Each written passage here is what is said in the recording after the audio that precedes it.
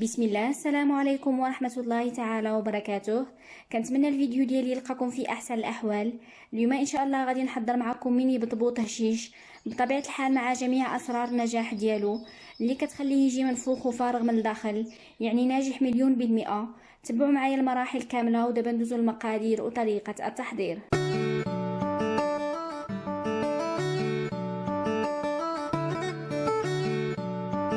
في المقادير عندنا 400 غرام من الدقيق اللي يكون من نوعيه ممتازه ومغربل من قبل. هنا عندي الدقيق الابيض، اما هنا فعندي 200 غرام من الدقيق السميد الناعم جدا ما يعرف بالفينو، تقريبا 350 ملل من الماء الدافئ، 3 معالق كبار من الزيت النباتيه، ملعقه صغيره من السكر سنيده، ملعقه صغيره ايضا من الملح. اما هنا فعندي 5 غرام من الخميره الجافه او الخميره حبوب ما يعادل ملعقه صغيره. الا كنتو غتستعملوا الخميره الطريه عوضوها ب 10 غرام. بسم الله، نبداو على بركه الله. اول حاجه غادي نقوم بها هي اننا غادي نوضعوا الخميره كتحلل جانبا. غادي نوضع الكميه من الخميره الجافه او الخميره الطريه على حسب متوفر عندكم. غادي نضيف عليها ملعقه صغيره من السكر سنيده، واحد الكميه من الماء. غادي نحرك هاد العناصر جيدا مع بعضياتها وغادي نحتفظ بها جانبا على ما كتفاعل لنا الخميره بشكل جيد، وغادي نرجع معكم. في هذه الاثناء فانا غادي نبدا كنخلط المواد الجافه مع بعضياتها. غادي نضيف عليهم الملعقه من الملح وغادي نخلط هكا واحد شويه. غادي نضيف الكميه من الزيت النباتيه وتقدروا تعوضوها بزيت الزيتون اولا ملعقه ونصف من الزبده. هادشي كيخلي ان الطبوط ديالنا يحافظ على الرطوبيه ديالو لمده اطول. غادي نخلط هكا جيدا هاد العناصر مع بعضها. في هاد الاثناء فانا غادي نضيف الخميره اللي تفاعلت بطبيعه الحال بشكل جيد. غادي نخلط هكا واحد شويه وغادي نبدا كنضيف الماء تدريجيا. كيف ما كنقول لكم دائما بالنسبه للسوائل فاحنا كنضيفوهم شويه بشويه حتى كنوصلوا للقوام المناسب، لانه كيبقى على حساب نوعيه الدقيق. غادي نبدا كنجمع هكا العجين وانا كنضيف الماء. بالنسبه للعجينه ديال البطبوط فهي خاصها تكون رطبه وكتلتصق واحد شويه في اليد، يعني ما خصهاش تكون قاصحه. انا كنحاول انني نعطيكم جميع النصائح باش ينجح معكم ان شاء الله الرحمن الرحيم البطبوط من اول تجربه. يعني كنستمروا انا كنضيف الماء تدريجيا. من بعد ما جمعت العجين جيدا كيف ما كتلاحظوا هذا هو القوام اللي خاصكم تحصلوا عليه. هانتوما العجين كيلتصق شيئا ما في اليد. بالنسبه للكميه ديال الماء فانا بالضبط خدا معايا 350 ملل، ما زدت عليها حتى شي حاجه. غادي نوضع العجين ديالي فوق سطح العمل بهذا الشكل هذا وغادي نبدا كندلكو هكا تقريبا المده ديال 10 دقائق على ما كنحصل على واحد العجين اللي هو رطب ولين تقريبا ما كيلتصقش في اليد، يعني عجين اللي هو متجانس. غادي نستمر بهذا الشكل هذا وانا كندلك في العجين حتى كنحس به بدا كيطرطق لي في اليد ديالي.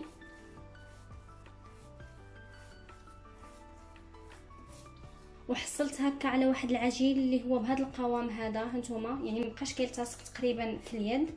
في هذه الاثناء فانا غادي نوضعو في الاناء جانبا وغادي نغطيه هكا جيدا بالسلوفان كيف ما لاحظتي حتى نتاكد ان الهواء ما دخلوش نهائيا هكا باش كيختبر لنا بشكل جيد. غادي نغطيه ايضا بواحد المنديل وغادي نخليه جانبا يرتاح ويختمر تقريبا المده ديال 40 دقيقه، وبطبيعه الحال كيبقى على حسب الجو. المهم حتى يضاعف الحجم ديالو وغادي نرجع معكم ان شاء الله. من بعد ما اختمرنا العجين بشكل جيد وضاعف الحجم ديالو هانتوما كيف ما كتلاحظوا غادي نزولو السلوفان. غادي تخرج منه الغازات اللي دخلت له بهذا الشكل.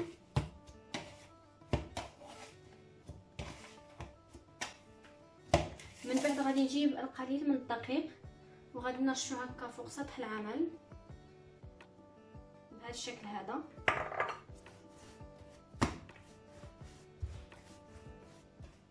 غادي نقسم العجين ديالي على 3 ديال القطع باش يعاونني انني نطلقو. ماشي بالضروره انهم يكونوا متساويين.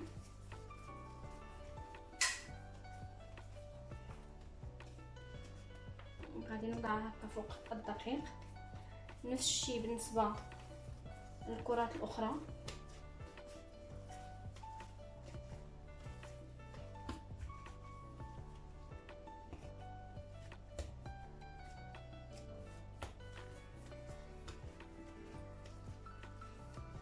غادي نرش هكا القليل من الدقيق فوق سطح العمل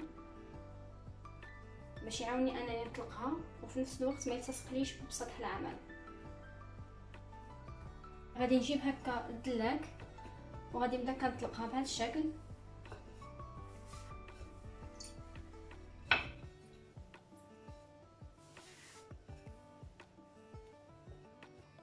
مره تاكدوا بانها ما لصقاش نهائيا فوق سطح العمل كيف ما كنقول لكم دائما باش ما تعذبكمش.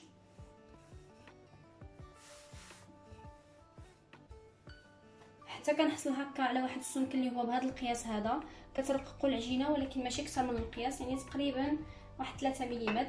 غادي نجيب هذه القطعه اللي في هذا القياس هذا، تقدروا تصغروا او لا تكبروا على حساب الرغبه ديالكم. المهم انها تكون قطعه اللي كتقطع مزيان باش ما تعذبكمش. غادي نبدا كندوزها شويه في الدقيق وغادي نضغط هكا جيدا. عاود غادي نجي لهنا وغادي نبقى كندور يدي هكا بهذا الشكل. بنفس الطريقه غادي نضغط هكا وغنبقى غادا معاهم هكا حتى نشكلهم كاملين. تقدروا ديروا حتى قطعه اللي هي مربعه، المهم على حسب الرغبه ديالكم نتوما شنو بغيتيو.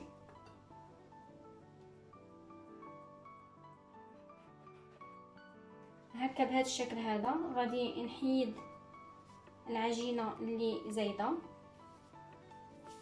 غادي نشكلها هكا كره وغادي نوضعها هكا في الجانب. غادي نوضع القطع ديال البطبوط في واحد الصينيه اولا صحن اللي غطيته بواحد المنديل، اولا رشوه بالقليل من الدقيق. هانتوما كيف ما كتلاحظوا فراهم تبارك الله كيتقطعوا مزيان، ما كيصغروا ما حتى حاجه. المهم انكم تقطعوهم بشكل جيد وتكون القطعه عندكم حاده. غادي نغطيهم بطبيعه الحال بواحد المنديل، وبنفس الطريقه غادي ندوز نطلق القطع الاخرى. غادي نرجع لهذه القطعه هذه بطبيعه الحال دائما بالاستعانه بالدقيق فوق سطح العمل. غادي نطلقوا حتى هذه. الطريقه دي هي جد سهله، يكفي انكم تتبعوا النصائح اللي كنعطيكم. ان شاء الله الرحمن الرحيم غادي ينجح معكم من اول تجربه.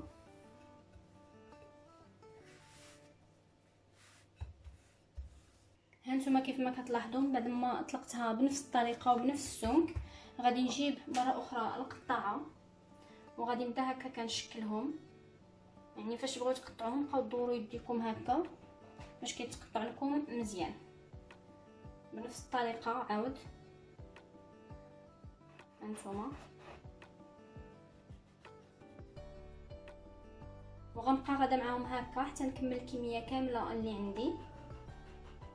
من بعد ما انتهيت من التشكيل ديالهم كيف ما كتلاحظوا فانا هنايا وضعت طبقات، ما بين كل طبقه وطبقه فانا غطيت هذا المنديل. ما تخافوش عليهم راه ما كيوقع لهم حتى شي حاجه. في هذا الاثناء فانا غادي نخليهم جانبا يرتاحوا ويختمروا لمده ديال 10 دقائق حتى غادي نبدا كنطيبهم. من الضروري انكم تنتبهوا المده ديال الاختمار في هذه المرحله هذه، لانهم الا خمروا اكثر من القياس فما غاديش ينجحوا معكم نهائيا، وبالتالي ما غاديش ينتفخوا في المقلاة وغادي يجيوكم اغلاط. في حاله كان الحال بارد بزاف نتوما تقدروا توصلوا حتى ل 25 دقيقه، ونفس الشيء بالنسبه للحال سخون بزاف. اذا كانت عندكم كميه كبيره غالبا غير غتساليو التشكيل ديالهم وغادي تبداو كطيبوهم. غادي نخليهم جانبا وغادي نرجع معكم بعد المده المحدده. من بعد ما دازت المده المحدده فانا وضعت المقلاة ديالي فوق النار عافيه ما بين متوسطه ومرتفعه، وغادي نبدا كنحط فيها الحبات ديال البطبوط. ماشي من الضروري انكم تستعملوا المقلاة اللي كتكون ثقيله، يعني على حسب الرغبه ديالكم. بغيتيو ديروا المقلاة ثقيله ممكن. غادي نوضع هكا غير الحبات اللي غادي يكفيوني، ما غاديش نخليهم بزاف على الجهه الاولى، تقريبا واحد 10 ديال الثواني، وغادي نقلبهم للجهه الاخرى هكا باش كنعاونهم انهم ينتفخوا. كنتمنى انكم تتبعوا معايا المراحل من الاول باش هكا كينجح معكم ان شاء الله الرحمن الرحيم من اول تجربه. نفس الشيء بالنسبه لهادو غادي نقلبهم. حاولوا انكم يعني ما تثقبوهمش ولا شي حاجه باش هكا ما كيخرجش منهم الريح اللي كيكون فيهم. حتى هذه غادي نقلبها. غادي نرجع نقلب هذه عاود للجهه الاخرى. نفس الشيء بالنسبه لهذه، يعني ما نخليهمش حتى يتحمروا عاد نقلبهم، بالعكس غنبقى انا غادا وانا كنقلب فيهم حتى كينتفخوا وياخذوا الشكل ديالهم. نفس الشيء بالنسبه لهذه. غادي نرجع نقلبها مره اخرى. حتى هذه غنحاول انني ما نقطعش نهائيا من الفيديو باش هكا تشوفوا المراحل كامله ديال الطهي ديالهم.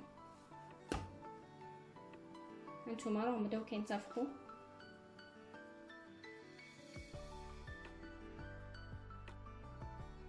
هانتوما كيف ما كتلاحظوا.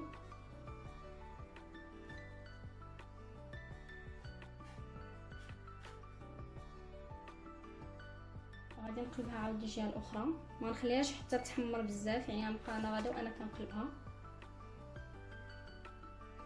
نفس الشيء بالنسبه لهذه حتى هي راه تبارك الله بدات كتنفخ.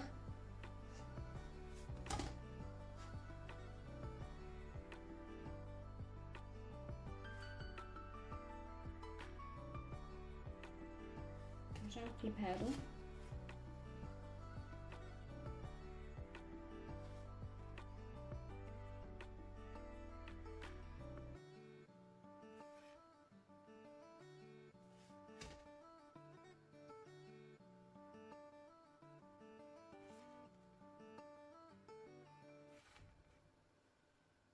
غنخليهم يتحمروا واحد شويه، ما نخليهمش حتى يتحمروا بزاف، يعني غير شويه وغادي نحيدهم.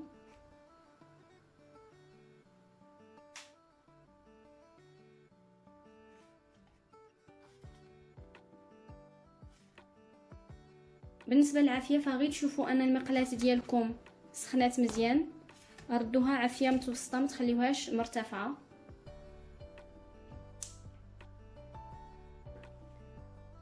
صافي غادي نحيد هاد الوحدات هادو من بعد ما تحمروا، غادي نوضعهم جانبا في منديل باش كيحافظوا لنا على الرطوبيه ديالهم. صافي هادو غنحيدهم. غادي نوضع كميه اخرى بنفس الطريقه.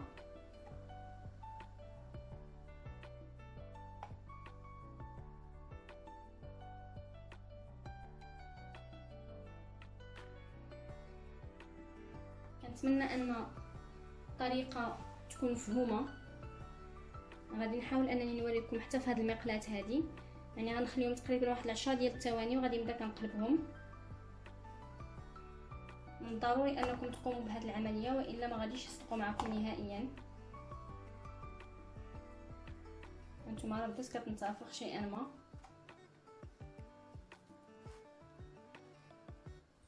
هاد الطريقه فهي كتبقى السر في انهم يجيو خاويين من الداخل.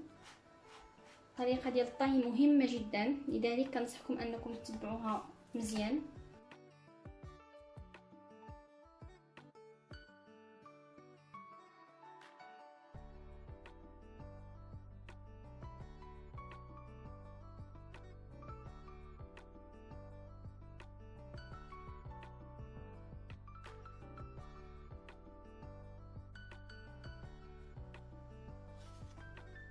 هانتوما كيف ما شفتيو فراهم انتفخوا كاملين.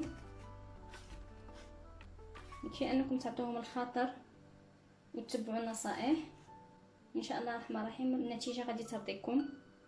يعني غنخليهم غير يتحمروا واحد شويه وغادي نكمل بنفس الطريقه الكميه كامله اللي عندي. من بعد ما طيبت الحبات ديال البطبوط كاملين اللي كانوا عندي فهو جا على هذا الشكل هذا كيف ما كتلاحظوا. نتيجه اللي هي رائعه جدا، وكيف ما شفتوا معايا حضرنا الطريقه اللي هي من اسهل ما يكون.